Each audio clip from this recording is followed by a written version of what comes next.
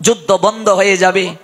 মনে রাখবে, মহাভারত রামায়ণ তার সঙ্গে একটু সম্পর্ক থাকাটা আমাদের খুব দরকার। আমার মা আমাকে রামায়ণের গল্প শুনিয়ে শুনিয়ে ঘুম পাড়াতেন, মহাভারতের গল্প শুনিয়ে শুনিয়ে ঘুম পাড়াতেন। এখনকার মায়েরা মোটু পাতলু দেখিয়ে দেখিয়ে সন্তানকে খাওয়ায়, মোটু পাতলু নাট বল্টু দেখিয়ে দেখিয়ে সন্তানকে ঘুম পাড়ায়। সেই সন্তানের নাট ঢিল হবে না তো টাইট হবে। সন্তানকে কার্টুন দেখিয়ে দেখিয়ে খাওয়ায়। বাচ্চা সন্তানকে অ্যান্ড্রয়েড দিয়ে দেয়, স্মার্ট মোবাইল দিয়ে দেয়। এক জায়গায় এক জেলায় বাচ্চা কথা বলে না, ডাক্তারের কাছে নিয়ে গেছে। ডাক্তার বলছে এই জীবনের সকাল সময়ে, মানে জন্মের পরে বাচ্চার যে মানসিক বিকাশের সময়, সকাল সময়, এই বাচ্চা বয়স সময়টায় আপনি আপনার সন্তানকে মানসিক বিকাশ ঘটানোর জন্য সময় দেন নাই। এই সময় বাচ্চাকে শেখাতে হয়, জানাতে হয়, বুদ্ধির বিকাশ ঘটাতে হয়। আর আপনি এই সময়টাতে বাচ্চা কান্না করে বলে আপনি স্মার্ট মোবাইল তাকে দিয়ে রেখে দিয়েছেন।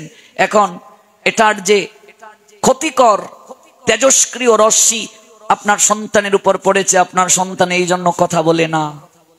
ভাবুন, অনুভব করুন, বাচ্চা বয়স, নাক টিপলে দুধ বের হয়, তার হাতেও স্মার্ট মোবাইল। কি আশ্চর্য!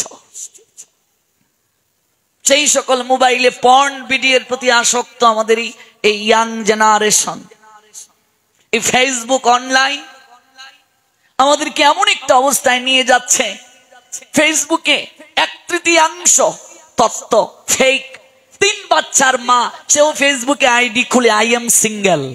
3 বাচ্চার মা, সেও সিঙ্গেল। কোথায় যাবে?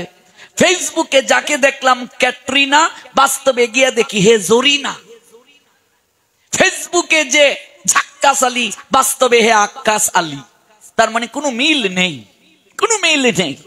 ফেসবুক, ইন্টারনেট, এগুলো প্রয়োজন আছে, মোবাইলের প্রয়োজন আছে, বিজ্ঞানের এই কল্যাণ আশীর্বাদ আমাদের প্রয়োজন আছে। কিন্তু আমরা মোবাইল ব্যবহার করছি না, মোবাইল আমাদেরকে ব্যবহার করছে। যতদিন পর্যন্ত আমরা মোবাইল ব্যবহার করতে না পারবো, ততদিন আমাদের কল্যাণ হবে না। আজকালকার পোলাপানের পৃথিবীটা ছোট হয়ে এসেছে। আমি ক্লাস 9-এ থাকতে রবীন্দ্র সাহিত্য পড়ে শেষ করেছি, নজরুল সাহিত্য পড়ে শেষ করেছি। আমার মায়ের বিয়েতে গিফট কাজী নজরুলের রিক্তের বেদন উপন্যাস, তৎকালীন সময়ে 3 টাকা মূল্য। আমার পারিবারিক গ্রন্থাগারে 7 পয়সার অগ্নিবীণা, বিষের বাসি। ভাবুন কত আগ থেকে সাহিত্য চর্চা। আর আজকাল পোলাপান বই পড়তে চায় না, পত্রিকা পড়তে চায় না, শুধু মোবাইল। ওদের পৃথিবীটা ছোট হয়ে এসেছে। এই জন্য মাঝে মাঝে একটু প্রকৃতির মাঝে যাও, একটু খেলাধুলা করো। এক মাতাজি তার বোনকে কল দিয়েছে, বলছে এই সৌম্য কোথায় রে? সৌম্য একটা ছেলে, বলছে সৌম্য ক্রিকেট খেলছে। বলছে মা, তোদের এখানে তো কোনো মাঠ নাই, কোথায় ক্রিকেট খেলে? মোবাইলে ক্রিকেট খেলছে। পৃথিবীটা ওদের ছোট হয়ে এসেছে।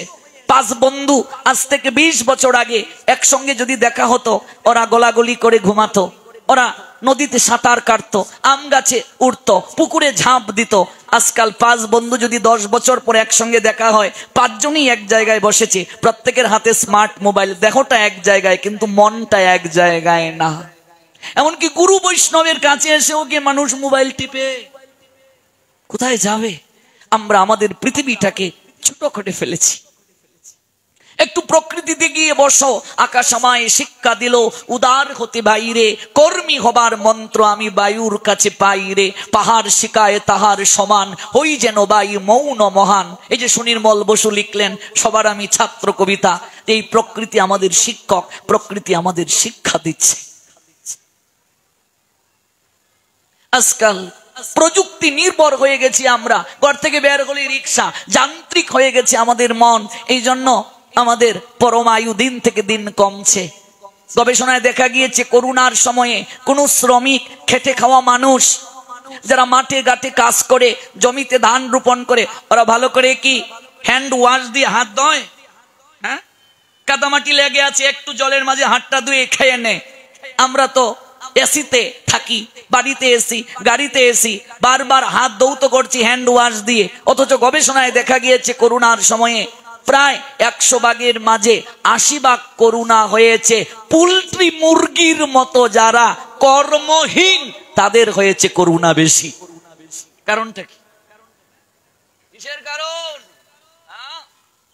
একটাই কারণ, কর্মক্ষম নয়, আমরা কর্মহীন হয়ে গেছি আমরা। এই জন্য আমি তরুণ প্রজন্মকে বলবো, আমার পাঠ শুনে হাজার হাজার বিপদগামী ছেলে পিলে যারা প্রেমে ছ্যাঁকা খেয়ে জীবনকে নষ্ট করেছিল, এক জায়গায় একটা ঘটনা বলি, বিষ খেয়ে নিয়েছে, গোবরের জল গ্রামে, তার মা খাইয়ে দিয়েছে, বমি যেন করে, তাড়াতাড়ি হাসপাতালে নিয়ে গিয়েছে। গিয়ে বলছে, বাবা রে, সোনা রে, আমার মনা রে, তুই এই কাজটা করতে পারলে একটিবারও কি তোর মায়ের কথা মনে হলো না? এই সোনালির জন্য এই কাজ করলে, সোনালি নামে কেউ থাকলে আবার ক্ষমা করবেন, ওই মেয়েটা যাকে ভালোবাসতো তার নাম সোনালি। বন্ধু এসে বলছে, দোস্ত এটা তুই কি করলে? সোনালি চলে গেছে তাতে কি, রূপালীকে এনে দেব, রূপালী চলে গেলে মিতালি আছে, মিতালি শেখা দিলে কাকলি, কাকলি গেলে সৈতালি, অভাব আছে নাকি? বিষ খাবি? ওরে কোনো আলী তোকে সান্ত্বনা দিতে পারবে না রে, জীবনের মহিমা কি যদি না বুঝতে পারিস।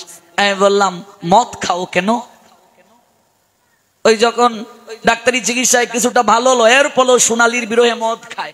আমি বললাম, মদ খাও কেন? ওই আমার তার সঙ্গে দেখা হলো, বলছে, প্রভু আপনি এগুলো বুঝবেন না। আমি বলছিলাম, কেন বলো, একটু বোঝার চেষ্টা করি। বলছে, আপনি এই জগতের না, বুঝবেন না, আমায় সোনালি শেখা দিয়ে চলে গেছে। বললাম, তো এই যে মদ খাও, সোনালীকে ভুলে থাকতে পারো? সোনালী নামে কেউ থাকলে বলবে আমার ইজ্জতটা প্রভু মেরে ফেললো। আমি বললাম, মদ খেয়ে ভুলে থাকতে পারো? বলছে, যতক্ষণ নেশা থাকে ততক্ষণ ঘুরে থাকি, নেশা কেটে গেলে আবার সোনালীর কথা মনে হয়। আমি বললাম, শোনো, ওই মদ, ওই নেশা তোমায় সোনালীকে ভুলাতে পারবে না, ওর থেকে বড় নেশা আমার কাছে আছে। বলছে, বলেন কি? বলছে, হ্যাঁ, 7 দিন ভাগবত পাঠে তুমি প্রথম দিন থেকে 7 দিন পর্যন্ত শুনবে, তারপর তোমার কি করণীয় আমি বলে দেব। 7 দিন পাঠ শোনার পর আমি বললাম, কি বুঝলে? বলছে, প্রভুজি আমার আর কোনো নেশার প্রয়োজন নেই, একজন চলে গেছে, আমার এই দুর্লভ মনুষ্য জীবন ওর জন্য আমি নষ্ট করব কেন? আমি ভগবানের অহৈতুকী কার্য করব, আমি মা বাবার একমাত্র ছেলে, ব্যবসাও করব। বর্তমানে ব্যবসা করে বিয়ে করে সে একটা ছেলেও হয়েছে, আর সে আমাকে গুরুর ন্যায় সম্মান করে, বলে আমার জীবনটা আপনি পরিবর্তন করে দিয়েছেন।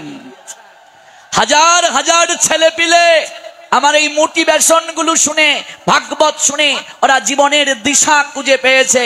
কাজেই এই যে ইন্টারনেট, এই যে অনলাইন, তার একটা নির্ধারিত সময় রাখুন ব্যবহারের জন্য। সারাক্ষণ যদি এটার মাঝেই পড়ে থাকেন, জীবন যৌবন বিনষ্ট হয়ে যাবে। যখন জীবনটাকে গঠন করার সময়, পড়াশোনার সময়, এই সময়ে যদি আমি মেয়ের পিছনে ছুটি, তাহলে আমার জীবন কি করে ধন্য হবে? নিজের জীবনকে প্রতিষ্ঠিত করো, দেখবে তুমি যখন প্রতিষ্ঠিত হবে, শুধু মেয়ে নয়, মেয়ের 14 গোষ্ঠী তোমার পিছনে দৌড়বে।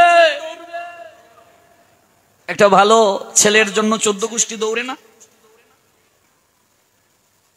মানসিক অশান্তিতে মানুষ মরে। এই যে 3 ঘন্টা আগের নিউজ, গোপালগঞ্জ জেলার পলাশ সাহা নামে, আপনারা দেখেছেন কিনা নিউজটা? জানেন তো?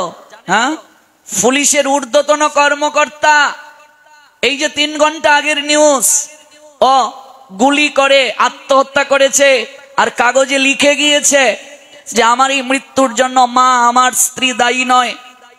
আমি যে আত্মহত্যা করেছি, যত স্বর্ণ আছে আমার স্ত্রীকে দিয়ে দিও, স্বর্ণ ব্যতীত যা পাবে আমার মাকে দিয়ে দিও।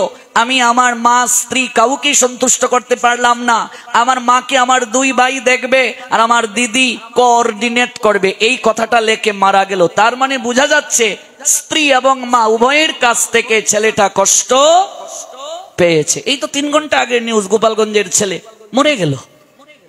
এই জন্য জীবন প্রাপ্তি, মনুষ্য জীবন দুর্লভ জীবন, এই জন্য প্রাপ্তি।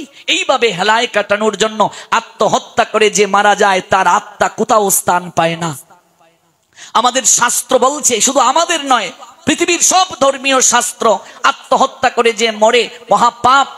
এমনকি আমার শাস্ত্র বলছে ওকে অন্ত্যেষ্টিক্রিয়াও হয় না, জঙ্গলে কোথাও ফেলে দিয়ে আসো তার দেহটা, কুকুর, শৃগাল, এগুলো পশু পাখি ওরে খুবলে খাবে, ওর কোনো শ্রাদ্ধ নাই, শান্তি নাই, কিচ্ছু নাই। যে আত্মহত্যা করে মরে, তার আত্মা কোথাও স্থান পায় না। জীবনটা এইভাবে বিনাশ হয়ে গেল কিসের কারণে? নীতি জ্ঞান না থাকার কারণে, ধর্মীয় জ্ঞান না থাকার কারণে। আমি আমার বয়সী তরুণদেরকে বলবো, যুব সমাজকে বলবো, ভোগ করার একটা সময় আছে।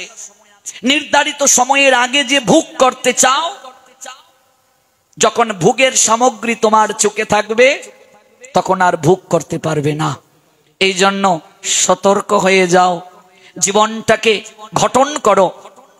মেসেঞ্জারে, হোয়াটসঅ্যাপে সারাক্ষণ সময় না কাটিয়ে নির্ধারিত একটা সময় রাখো ইন্টারনেট ইউজ করার জন্য। বাকিটা সময় পড়াশোনায় মন দাও, ব্যবসায় মন দাও, জীবনটাকে গঠনে মন দাও।